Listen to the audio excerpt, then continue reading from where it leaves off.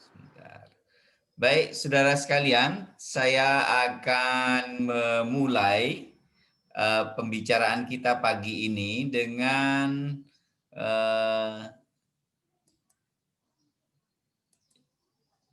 dengan materi awal yang Anda lihat di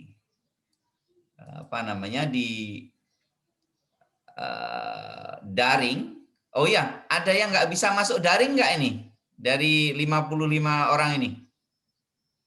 Semua bisa masuk ya? Halo? Bisa, Pak. Bisa ya? Bisa saya, Pak. Bisa. Oke. Bisa, Pak. Ya, kalau ada kesulitan masuk daring langsung beritahu saya karena itu proses.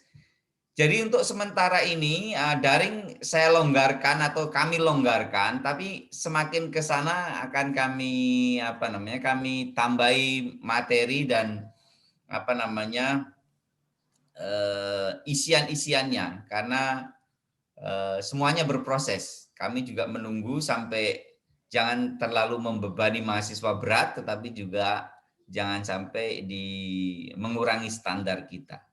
Baik. Saudara sekalian, materi kita adalah materi yang sangat awal, harus saya sampaikan karena ini kaitannya meskipun Anda sudah membaca, tetapi siapa tahu ada yang butuh penjelasan lagi.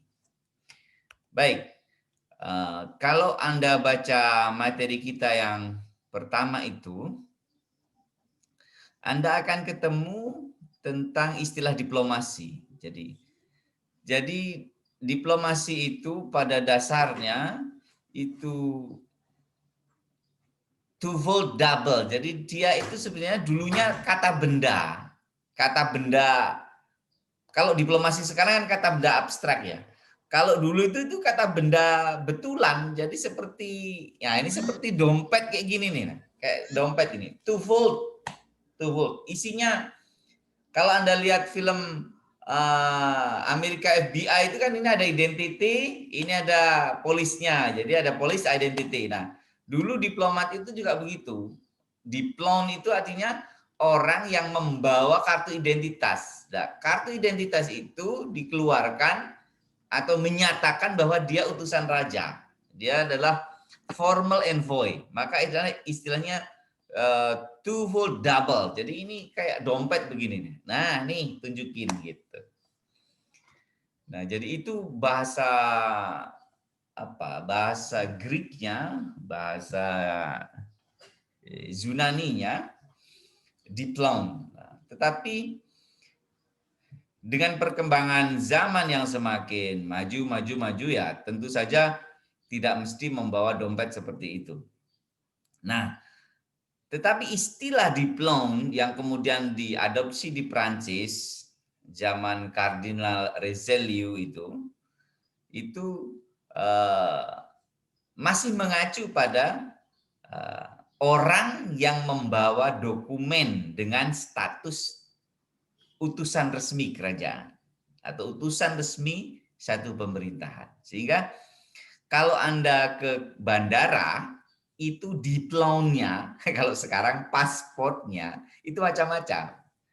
Ada namanya general passport, kalau Anda masuk ke, misalnya ke bandara Singapura gitu. Ada yang namanya diplomatic passport. Nah, karena tidak semua orang yang membawa paspor itu adalah diplomat. Tetapi nggak bisa dibalik. Diplomat harus membawa diplomatic passport. Karena itulah yang nanti menjadi label dia sebagai sebagai diplomat. Jadi seorang diplomat, kalau Anda antri jangan makan hati ya. Keluarga diplomat itu kalau antri nggak di general passport atau tidak di foreign passport. Tapi dia ada di diplomatic passport. Antriannya itu kalau masuk bandara. Nah, kok begitu Pak ya? Ya itu karena memang asal usulnya itu begitu.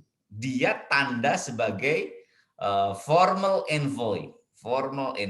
Jadi mereka memang orang-orang yang diperlakukan secara khusus dalam perlintasan batas negara atau traveling antar negara itu. So it is related to the document that show a special status of a person who is acted as formal envoy or ambassador from a certain country. Jadi kalau diplomat berarti dia harus bawa tanda. Jangan ngaku-ngaku diplomat kalau nggak bawa diplom atau tidak. Kalau sekarang kalau tidak membawa diplomatic passport. Gitu. Karena di dalam diplomatic passport itu nanti akan memiliki impact, dampak pada hak dan kewajiban sebagai warga dunia diplomatik. Nah, PBB atau konvensi Wina akan mengatur Anda jika Anda pakai paspor diplomatik atau membawa diplom itu. Jadi jangan sampai itu tercecer. Baik. Kata diplomasi itu pertama kali disampaikan seperti Anda baca oleh Edward Burke pada abad 18 itu mengacu pada istilah diplomasi yang dipakai di Perancis seperti yang saya sampaikan sebelumnya. Dan kalau Anda lihat gambar-gambarnya ini gambar para diplomat abad dulu ini dari Persia, dari Romawi, dari Mesir, ya. Ini juga dari dunia Arab juga ada dari. Kenapa kok pakaiannya kok mentereng-mentereng ya? Ya. Karena diplomat waktu itu tidak orang sembarang. Ya sekarang juga bukan orang sembarang, tetapi maksud saya begini. Kalau sekarang orang biasa bisa jadi diplomat. Orang biasa kuliah di HI Hukum Internasional masuk diplomatik, sekarang banyak para dubes kita yang dari orang biasa, anak petani jadi diplomat. Dulu tidak bisa. Dulu menjadi diplomat itu hanya kemungkinan dia seorang jenderal atau perdana menteri atau anak raja atau calon raja atau keluarga raja. Ring 1. Kenapa? Karena dia mewakili raja. Mewakili raja. Ingat, ini settingnya adalah Perancis dan Eropa waktu itu ya. Mewakili raja. Sehingga dia memperoleh kehormatan full seperti seorang raja. Masa sih seorang raja pakaiannya biasa-biasa saja gitu. Enggak. Dia mewakili raja dengan segala kebesarannya. Sehingga pakaiannya mewah-mewah.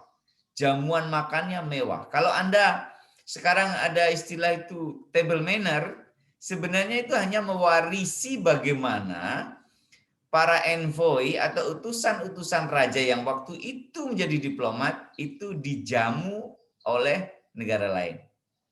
Itu namanya hospitality. Saya ulangi, hospitality. Jadi kata hospital itu sebenarnya terjemahannya bukan rumah sakit yang benar, tapi rumah tempat keramah tamahan. Jadi orang masuk rumah sakit jangan cemberut. Anda masuk rumah sakit nengok saudara jangan malah ikut nangis. Itu namanya rumah sakit. Yang benar hospital. Jadi di sana itu orang harus ramah. Dokter misalnya itu ngerti pasiennya stadium 4 nih cancer ini. Kemungkinan sembuh 10%. Tapi dia nggak bisa terus Anda ini 10% aja. Oh, enggak bisa. Dia should smile. Dia masih ada harapan di sana. Nanti kita insya Allah sembuh. Ya, ada obatnya. Ada optimism. Nah, itu namanya hospital. Itu dari mana? Dari kata hospitality untuk para diplomat. Jika ada table manner, saya ulangi, itu bagian dari hospitality atau keramah tamahan. Nah, jadi sudah sekalian, ya Anda jadi sekarang jadi tahu ya, terjemahan hospital rumah sakit itu terjemahan yang ngacau, jadi nggak pas, nggak pas. Baik, jadi diplomat itu waktu itu hanya orang-orang elit yang bisa menjadi diplomat, terutama keluarga raja. Kenapa? Karena diplomat waktu itu hasilnya tidak diumumkan ke publik, Tidak semua menteri ngerti hasil negosiasi satu negara ke negara lainnya. Kalau sekarang kan ada istilahnya public diplomasi, malah dipublikkan, malah ada konferensi pers, ya toh? Dulu nggak ada itu. Dulu yang namanya diplomasi sifatnya adalah rahasia. Ada nama istilahnya secrecy of diplomacy. Jadi kerahasiaan berdiplomasi. Kenapa? Nih yang diskusi ini raja dengan raja nih, atau mewakili raja. Jadi disitulah apa namanya para diplomat itu waktu itu full performance. Bahkan cara cara menjamunya pun sangat spesial. Harus Anda pelajari sampai sekarang. Nah, kalau saya cerita tentang diplomasi dengan narasi seperti ini tadi, dari Greece, lalu diperkenalkan pertama kali Edmund Burke itu abad 18, itu artinya saya sedang bicara diplomasi versi sejarah Eropa atau Barat.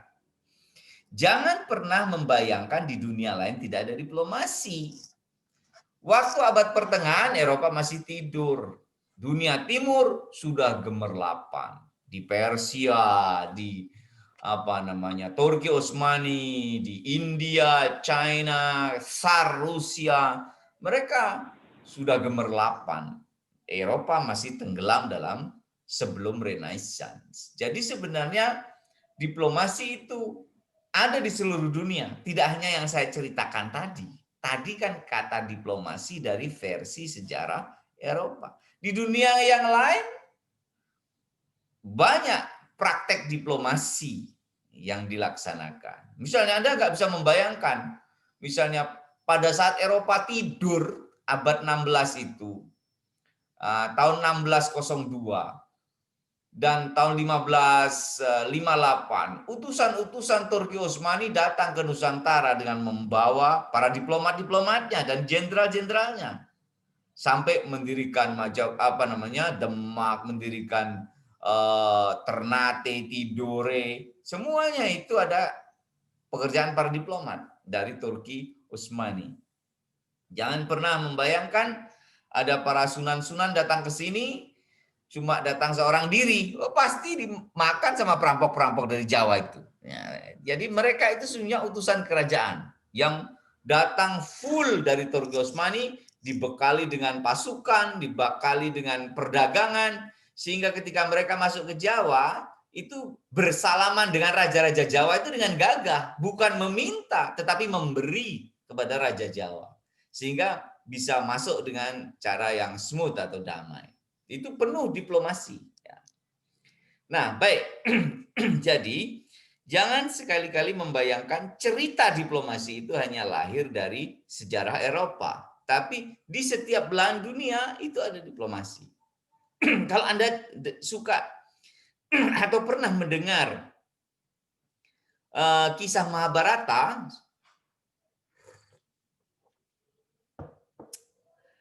itu kan di sana sudah banyak kerajaan. Di India itu sejak awal Masehi sudah ratusan kerajaan.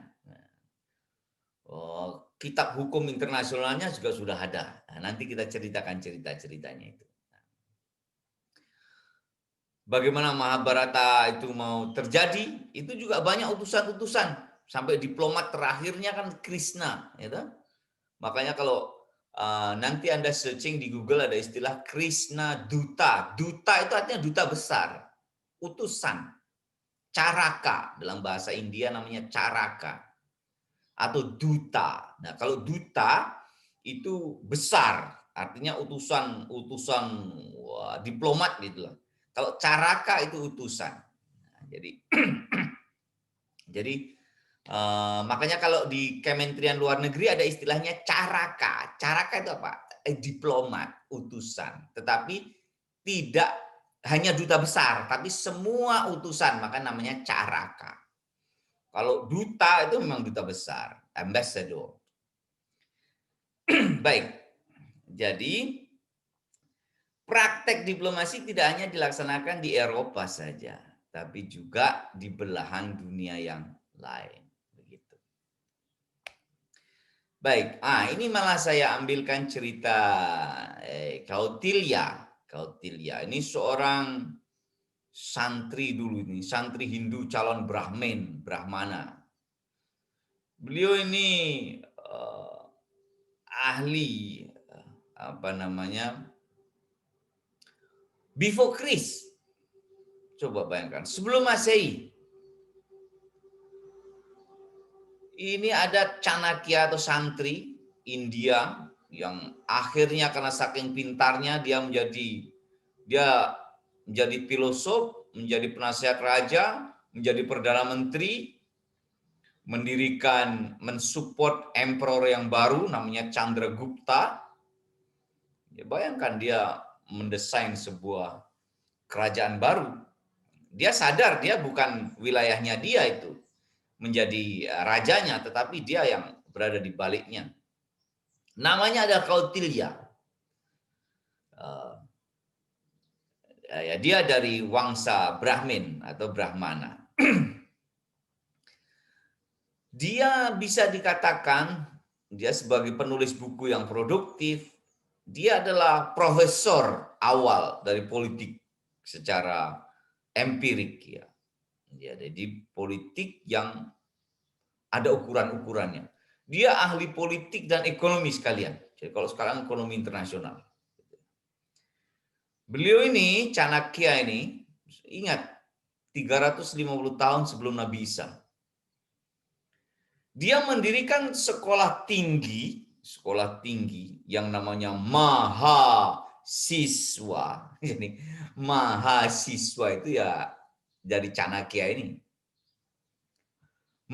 Yang punya mahasiswa sekolah tinggi di Taksila. Untuk apa? Untuk mempelajari ilmu tata negara, ilmu ekonomi antar bangsa, ilmu diplomasi.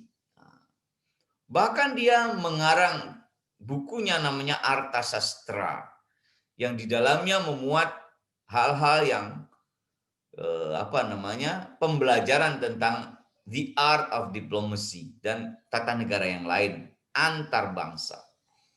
Jadi betapa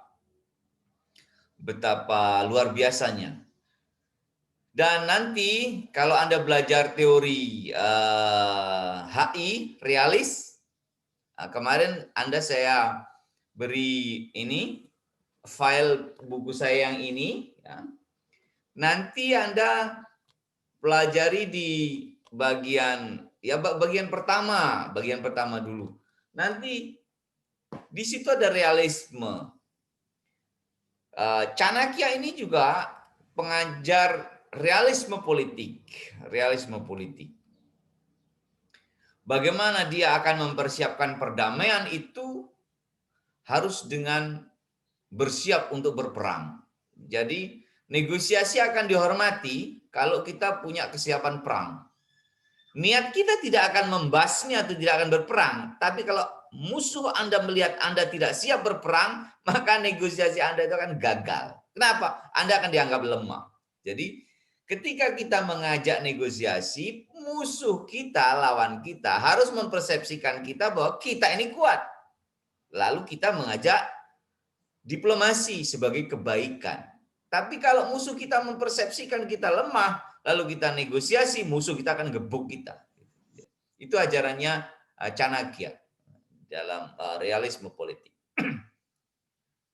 Nah, jadi ini membuktikan bahwa diplomasi dengan bahasanya yang lain, yaitu duta atau caraka, itu dipraktekkan di belahan dunia yang lain dengan istilah lain dari diplomasi. Tapi maknanya sama, caraka ya utusan.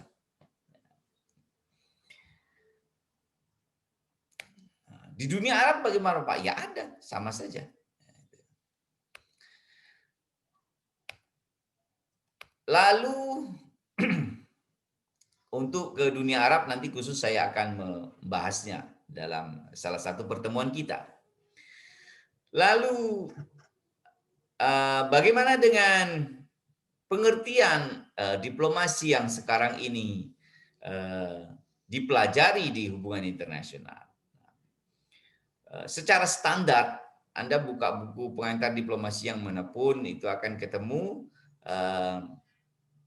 bahwa salah satu pengertian diplomasi adalah the management of international relation by negotiation. Orang India ini ada yang mengatakan the art of forwarding one's interest in relation to other state. Kalau yang pertama itu tekanannya pada manajemen, hubungan internasional in general, itu export dictionary.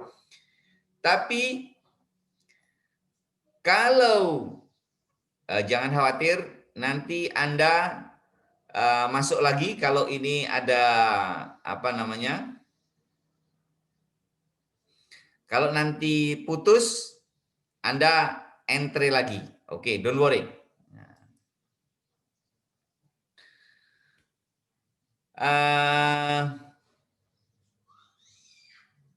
Kalau orang India ini panikar, itu diplomasi tekanannya adalah bagaimana satu bangsa mengajukan atau memperjuangkan kepentingannya terhadap bangsa-bangsa yang lainnya, terhadap bangsa lain,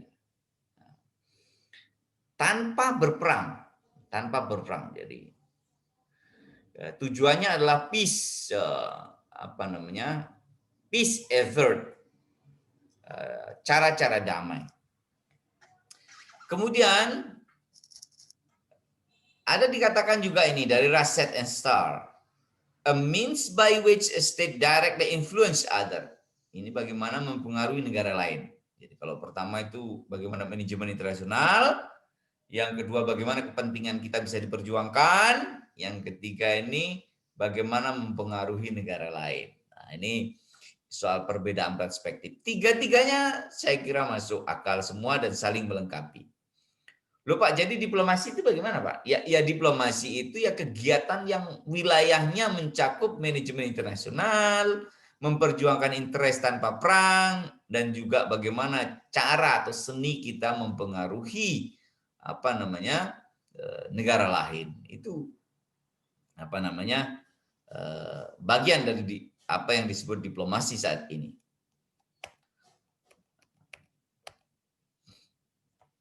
Nah, ini foto-foto begini ini juga penting. Karena ini yang disebut sebagai diplomasi konferensi atau summit diplomasi juga bisa. Diplomasi tingkat tinggi. Jadi mereka ini seolah-olah hanya foto ya. Foto itu. Tetapi di foto ini orang akan menafsirkan bahwa negara-negara ini dalam posisi yang saling berhubungan secara damai. Nah, itu lebih bisa diterima.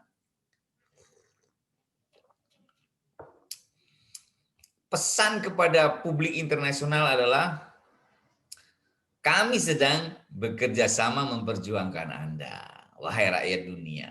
Jadi kami dalam hubungan yang baik dan satu sama lain. Jadi foto para pemimpin itu beda sama fotomu, foto kita.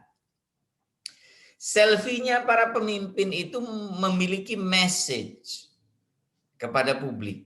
Sementara selfie-nya kita yang rakyat jelata itu hanya mengungkapkan isi individual kepada publik. Beda kan? Beda. Kalau selfie kita itu mengajukan atau memberitahukan masalah individual kita kepada publik. Itu kita, orang biasa. Tapi foto, kenapa kalau ada diplomatic session itu kok ada foto session ya Pak? Nah, kenapa? Karena kalau para pemimpin yang foto, itu pesannya adalah bukan mereka selfie untuk memberitahukan kepada apa yang ada dalam dirinya kepada publik, bukan. Tapi kalau para pemimpin memberitahu publik bahwa kami sedang memperjuangkan kebutuhan Anda. Jadi kami sedang memperjuangkan aspirasi dan kebutuhan Anda. Kami para pemimpin bertemu di sini dalam rangka memperjuangkan Anda. Anda itu ya perdamaian, ekonomi. Yang tadi di definisi kedua itu bagaimana interest tadi loh. Kami sedang berembuk di sini memperjuangkan kebutuhan Anda. Maka kami untuk membuktikannya kami ini sedang berembuk foto session. Nah, itu jadi beda. Kalau pemimpin itu memberitahukan kepada publik bahwa kami sedang memperjuangkan Anda. Kami sedang bernegosiasi. Tapi kalau Anda selfie, itu memberitahukan urusan pribadi kepada publik. Kadang-kadang dampaknya bisa kemana-mana itu. Baik. Juga yang namanya diplomasi, itu kadang orang sebut juga sebagai the art of jumping into troubled water without making a splash. Jadi seperti ini, seperti peloncat indah yang baik itu. Kalau dia meloncat indah dengan baik, airnya nggak kemana-mana. Tapi kalau Anda yang meloncat dari ketinggian ke kolam renang gitu saja, pasti airnya nyebur kemana-mana. itu itu bukan diplomasi. Bahasa Jawanya begini, moga-moga Anda bisa memahami. Kenoi wae ning ora butek banyune. Saya ulangi, kenoi wae ning ora butek banyune. Jadi menangkap ikan, ikannya kena tapi airnya nggak keruh. Itu peribahasa bahasa Jawa. Masalahnya antar negara bisa diselesaikan, tetapi tidak bikin gaduh. Bahkan tidak ngancam-ngancam perang. Itu adalah bagian dari diplomasi. Makanya kalau di ASEAN ada istilahnya silent diplomacy. Bahasa yang lebih dipermak lagi ada istilah ASEAN ways.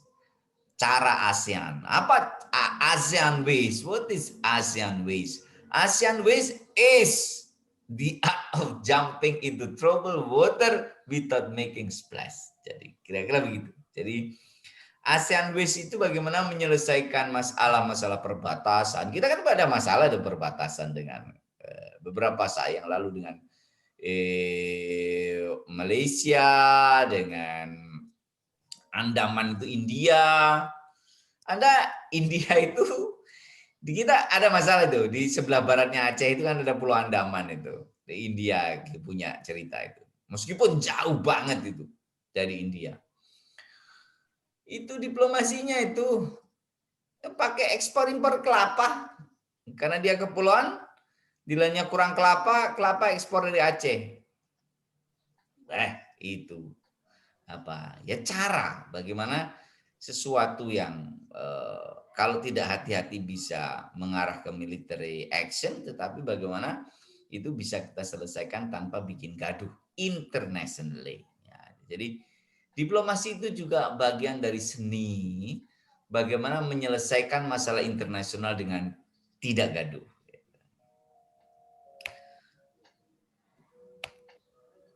Baik, saudara sekalian, saya ulangi, nanti kalau umpama putus, Anda nanti enter lagi. Karena ini hanya soal kadang-kadang ya premiumnya habis gitu, tapi kadang-kadang diabaikan kalau dia masih ya kita tunggu saja. Baik, skop diplomasi atau apa yang dibawa di dalam sebuah diplomasi. Jadi tadi diplomat kan orangnya nih. Kemudian diplomasi itu kan yang terkait dengan bagaimana manage hubungan internasional tadi. Bagaimana memperjuangkan kebutuhan satu negara. Bagaimana mempengaruhi negara lain. Nah, apa yang dibawa di dalam diplomasi itu skopnya apa saja? Yang akan di negara lain yang akan dipengaruhi apanya? Kebutuhan yang akan diperjuangkan kebutuhan jenis apa? Itu bisa kebutuhan dan pengaruh ideologi bisa memperjuangkan kepentingan politik, kepentingan ekonomi, sosial kultural, dan juga kebutuhan-kebutuhan militer. Keamanan bersama misalnya, NATO misalnya, itu diplomasi militer untuk perdamaian. Jadi lebih-lebih Indonesia sekarang, diplomasi kita adalah diplomasi ekonomi. Baca 4 pilar dari politik luar negeri kita di era Pak Jokowi sekarang. Salah satunya adalah penegasan diplomasi Indonesia adalah diplomasi ekonomi dan diplomasi